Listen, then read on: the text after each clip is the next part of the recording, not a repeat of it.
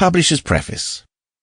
The classic books in the Bookstream series are unedited and read exactly from the text as originally written by their authors, and have been set in their own situations and times. Therefore, some words and phrases may seem out of place or almost offensive today.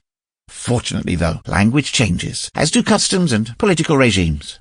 And so, we trust that you, the listener, will understand all the language and contents of these books in the sense and setting in which they were first put to paper. The Terrible Solomons by Jack London. Narrated by Nicholas Wilde.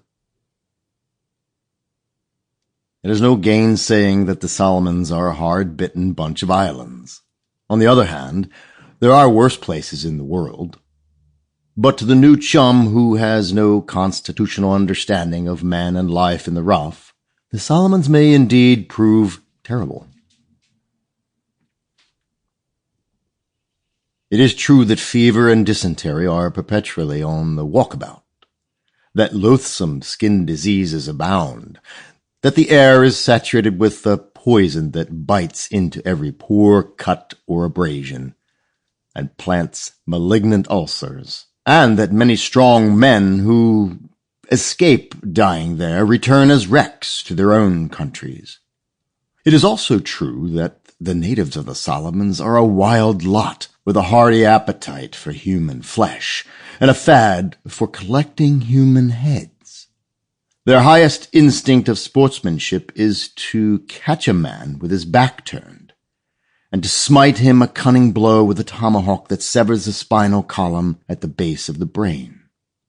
It is equally true that on some islands, such as Malaita, the profit and loss account of social intercourse is calculated in homicides. Heads are a medium of exchange, and white heads are extremely valuable. Very often a dozen villages make a jackpot, which they fatten moon by moon against the time when some brave warrior presents a white man's head, fresh and gory, and claims the pot. All the foregoing is quite true, and yet there are white men who have lived in the Solomons a score of years, and who feel homesick when they go away from them. A man needs only to be careful and lucky to live a long time in the Solomons, but he must also be of the right sort. He must have the hallmark of the inevitable white man stamped upon his soul. He must be inevitable. He must have a certain grand carelessness of odds, a certain colossal self-satisfaction, and a racial egotism. Sample complete. Ready to continue?